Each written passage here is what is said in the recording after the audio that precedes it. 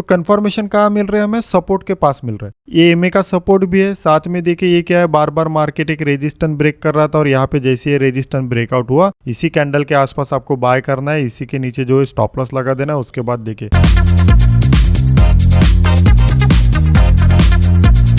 Hello guys, welcome back to SM financial. तो आज की इस वीडियो में हम लोग बात करने वाले हैं सोलाना कॉइन के बारे में। तो चलिए स्टार्ट करते हैं। तो यहाँ पे मैंने मंथली टाइम फ्रेम को यूज किया है, हम लोग मंथली से स्टार्ट करेंगे एनालिसिस करना। तो जैसा कि आपको पता है कि सोलाना कॉइन ने जो है लगभग 260 के आसपास हाई लगाया था और उसके बाद देखिए मार्केट धीरे धीरे नीचे क्रैश हुआ। अब आपको पता है कि इसके क्रैश के पीछे के क्या रीजन है, क्योंकि आपको पता है कि एफटीएक्स एक्सचेंज जो है बंद हो गया, जिसके चलते ये सोलाना कॉइन जो है काफी ज्यादा क्रैश कर गया था। लेकिन यहाँ पे देखिए क्रैश करने के बाद क्या हुआ, अब मैं आपको थोड़ा पीछे दिखा देता हूँ कि किस तरीके से मार्केट वर्क करता है। तो यहाँ पे देखिए मार्केट ने 3 महीने एक ही जगह पे वर्क किया, जैसे ही ब्रेकआउट दिया उसके बाद देखिए मार्केट में रैली निकल के आई। उसके बाद देखिए मार्केट ने 4 महीने यहाँ पे मतलब कंसोलिडेशन किया, एक ही रेंज में काम किया, ब्रेकआउट हुआ, उसके बाद देखिए थोड़ा मार्केट ऊपर गया। उसके बाद देखिए मार्केट ने यहाँ पे काफी दिन यानी 4 महीने सपोर्ट लिया, जैसे ही ब्रेकआउट हुआ मार्केट नीचे गिरा। उसके बाद देखिए यहाँ पे 1 2 3 4 5 यानी 5 महीने मार्केट ने यहाँ पे सपोर्ट लिया, जैसे ही ब्रेकआउट हुआ उसके बाद देखिए मार्केट नीचे गिरा। मतलब यहाँ पे हिस्ट्री क्या बता रही है हमें कि मार्केट में क्या होता है कि पहले मार्केट सपोर्ट लेता है या फिर रेजिस्टेंस लेता है, जैसे ही ब्रेकआउट होता है मतलब हमें 1-2 कैंडल तो उसमें पंप दिखाई ही देते हैं। सेम अगर मैं यहाँ पे देखूं करंट सिचुएशन के हिसाब से, तो यहाँ पे मुझे क्या दिखाई दे रहा है, 1 2 3 4 5 6 7 8 9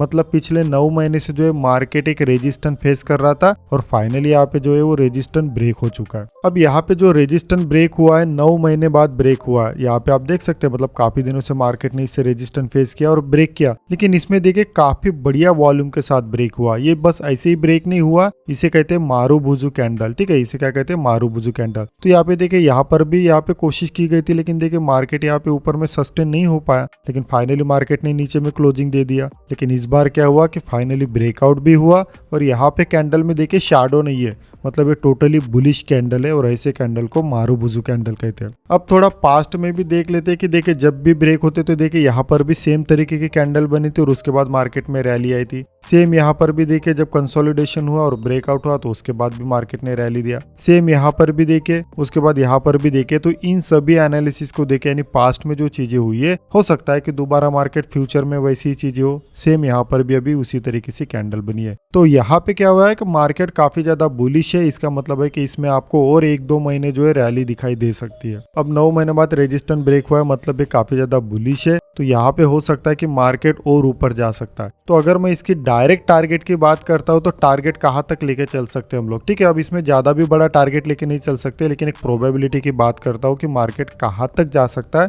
तो यहाँ पे देखिए मार्केट ऊपर जा रहा था और यहाँ पे देखिए एक ही रेड कलर की कैंडल है, तो इसे मैं मार्क कर देता हूँ। ठीक है, तो अगर मैं यहाँ पे इस कैंडल को लेके चलता हूँ तो ये हो गई फर्स्ट कैंडल मंथली जो बुलिश है, उसके बाद सेकंड कैंडल भी बुलिश और थर्ड कैंडल भी बुलिश, ऐसी हो सकती है। ठीक है, बैक टू बैक 3 कैंडल होते हैं ना मोस्ट ऑफ टाइम, जैसे यहाँ पे देखिए बैक टू बैक गिरा तो 3 कैंडल, उसके बाद भी देखिए बैक टू बैक गया तो 3 कैंडल, यहाँ पर भी देखिए बैक टू बैक 3 कैंडल। तो इन्हीं 3 कैंडल को अगर मैं लेके चलता हूँ तो मुझे जो लग रहा है कि मार्केट जो लगभग आपको $60 के आसपास आते हुए दिखाई दे सकता है। तो मेरा जो टारगेट है करंटली अभी तो $60 के आसपास ही चल रहा है। मैं ज्यादा बड़े टारगेट नहीं बताऊंगा आपको कि ये 200 जाएगा, 400 जाएगा, 500 जाएगा, 1000 जाएगा, मुझे नहीं पता ये कितना जाएगा। लेकिन एनालिसिस के हिसाब से, पास्ट परफॉर्मेंस के हिसाब से मैं आने वाले दिनों में ये कहाँ तक जा सकता है इतना तो हम लोग यहाँ पे प्रेडिक्ट कर सकते हैं। तो आने वाले दिनों में जो है आपको ये $60 के आसपास आते हुए दिखाई दे सकता है। अब अगर मैं बात करूं कि क्या हमें यहाँ पे इंस्टेंट बाय कर लेना चाहिए, अभी तो बिल्कुल भी नहीं, मौका निकल चुका है, ट्रेंड चली गई है बाय करने की। अगर आपको बाय करना था तो इस एरिया के आसपास ही आपकी जो है बाइंग हो जानी चाहिए थी। अब अगर आप डायरेक्ट यहाँ पे एंट्री मारोगे तो कहीं ना कहीं काफी ज्यादा रिस्क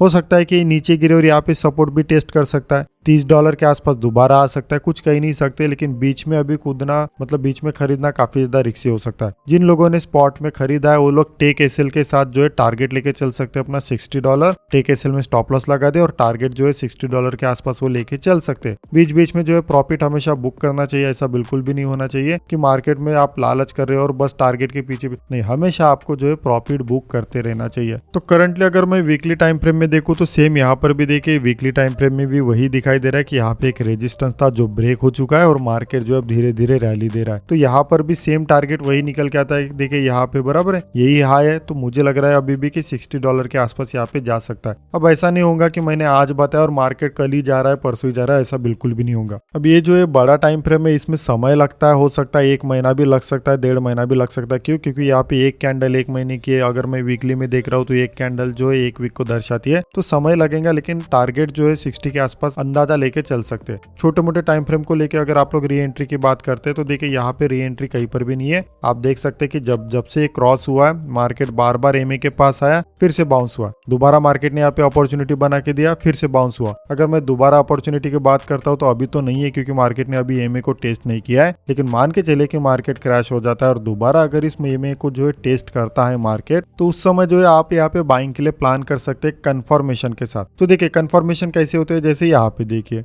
क्या हो रहा था, यहाँ पे जैसे ही एमए के ऊपर आया, यहाँ पे मार्केट बार बार रेजिस्टेंस फेस कर रहा था, ब्रेक हुआ, एमए के ऊपर आया, तो ये क्या कंफर्मेशन है। क्यों? क्योंकि यहाँ पे रेजिस्टेंस फेस कर रहा था और मार्केट ने ब्रेक भी किया और एमए के ऊपर सस्टेन हो गया। उसके बाद देखिए जब दोबारा मार्केट आया तो सेम यहाँ पर भी आपको एक रेजिस्टेंस लाइन दिखाई दे रही थी, जैसे ही ब्रेक हुई ये देखिए, ठीक है, इस तरीके की। तो कंफर्मेशन कहाँ मिल रहा है हमें? सपोर्ट के पास मिल रहा है। ये एमए का सपोर्ट भी है, साथ में देखिए ये क्या है, बार बार मार्केट एक रेजिस्टेंस ब्रेक कर रहा था और यहाँ पे जैसे ये रेजिस्टेंस ब्रेकआउट हुआ, इसी कैंडल के आसपास आपको बाय करना है, इसी के नीचे जो है स्टॉप लॉस लगा देना है। उसके बाद देखिए तो ये चीजें कहाँ पे कर रहे हैं हम लोग? बीच में कर रहे हैं क्या? बिल्कुल भी नहीं। या तो मुझे सपोर्ट चाहिए या तो मुझे रेजिस्टेंस चाहिए। तो ये क्या है, मेरे पास एक स्ट्रॉन्गेस्ट सपोर्ट है। तो मार्केट बुलिश भी है, 200 के ऊपर 50 और 50 के ऊपर मार्केट, मतलब मार्केट बुलिश है। साथ में मुझे बाय करने के लिए कंफर्मेशन चाहिए, तो यहाँ पे एक रेजिस्टेंस ब्रेक हुआ तो कंफर्मेशन मिल गया, बस यहाँ पे बाय करना था, यहाँ पे स्टॉप लॉस। तो करंट सिचुएशन नहीं है अभी भी बाय करना। तो अगर आप यहाँ पे नजर बना के रखे, दोबारा अगर ये 50 एमए के आसपास आता है और इस तरीके का कुछ कंफर्मेशन है, अलग तरीके का भी जो भी आपने सीखा है कंफर्मेशन, वो अगर एमए के पास मिलता है तो दोबारा हम लोग यहाँ पे बाइंग के लिए प्लान कर सकते हैं। बाकी जो भी अपडेट होगा मैं आपको टेलीग्राम ग्रुप में दे दूंगा। तो मिलते हैं नेक्स्ट वीडियो में। थैंक